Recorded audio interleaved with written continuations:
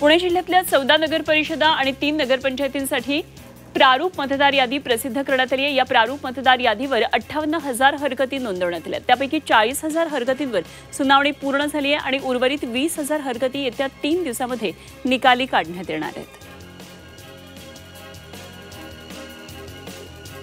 पुण्यामध्ये पाणी पुरवठा केंद्राशी संबंधित दुरुस्तीचं काम करण्यात येणार आहे आणि या कामामुळे हडपसर, महमदवाडी, खराडी, पठारेनगरसह परिसरातला पाणी पुरवठा उद्या बंद राहणार आहे आणि त्यामुळे नागरिकांनी सहकार्य करावं असं आवाहन करण्यात आलं आहे। दिवाळी आणि छठपूजेच्या पार्श्वभूमीवर पुणे रेल्वे विभागाकडून विशेष गाड्या चालवण्यात आलेल्या आहेत आणि या विशेष गाड्यांना प्रचंड प्रतिसाद मिळतोय। 442 फेऱ्यांमधून 6 लाख प्रवाशांनी आतापर्यंत प्रवास केलेला आहे आणि यामध्ये महाराष्ट्रातल्या प्रवाशांचा सर्वाधिक वाटा आहे।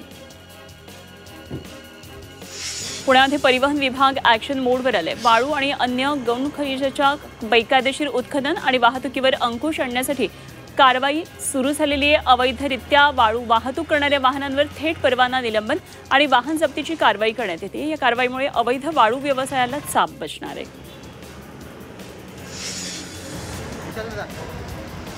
पुण्यातल्या संचेती हॉस्पिटल परिसरामध्ये एक घुबड जखमी अवस्थेत आढळलं। या घुबडाला पक्षी प्राणी मित्रांनी तात्काळ मदत केली। या घुबडावर प्राथमिक उपचार करून घुबडाचे प्राण वाचवले आणि पुढच्या उपचारासाठी घुबड भुगाव इथल्या रेस्क्यू टीमच्या ताब्यात देण्यात आलं।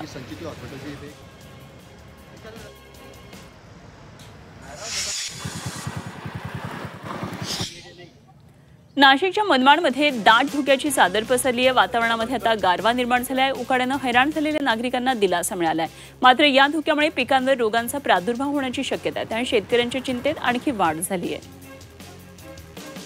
नाशिकच्या नांदगावात बदलत्या वातावरणाचा पिकांवर परिणाम होतोय। कांदा पिकावर करपा, मावा रोगाचा प्रादुर्भाव झाल्यानं कांद्याची पात पिवळी पडली आहे। पिकं वाचवण्यासाठी पिकांवर महागड्या औषधांची फवारणी करावी लागते।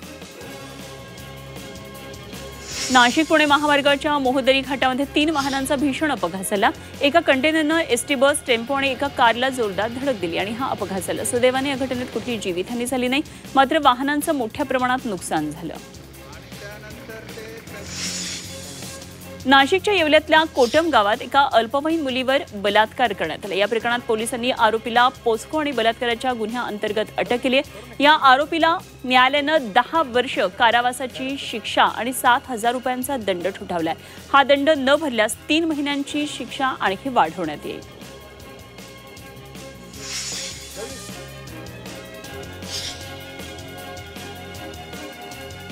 नाशिकच्या येवल्यामध्ये एका कारचा भीषण अपघात झाला। कार 4 ते 5 वेळा उलटली आणि दुभाजकावर जाऊन आदळली, त्यामुळे हा अपघात झाला। या अपघातामध्ये 3 जणांचा जागीच मृत्यू झालेला आहे तर 4 जण गंभीर जखमी झालेले आहेत आणि या घटनेमुळे कारचंही मोठ्या प्रमाणात नुकसान झालंय।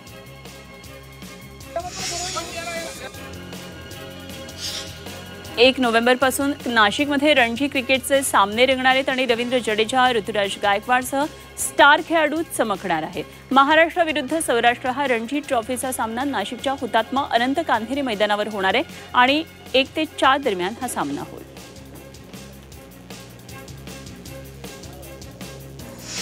छत्रपती संभाजीनगर जिल्हा प्रशासनानं 5 तालुक्यातल्या 10 वाळू घाटांचा लिलाव करण्याची प्रक्रिया सुरू केली आहे आणि लिलाव 20 नोव्हेंबर रोजी होणार आहे।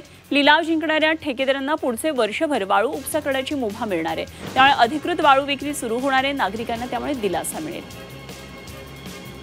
छत्रपती संभाजीनगर महानगरपालिकेच्या वतीनं दुर्बिणीद्वारे मोफत स्त्री कुटुंब कल्याण शस्त्रक्रिया शिबिरांचं आयोजन करण्यात आलं आहे। मनपाच्या 4 मॅटर्निटी रुग्णालयामध्ये अद्ययावत शस्त्रक्रिया कार्यान्वित करण्यात आल्या।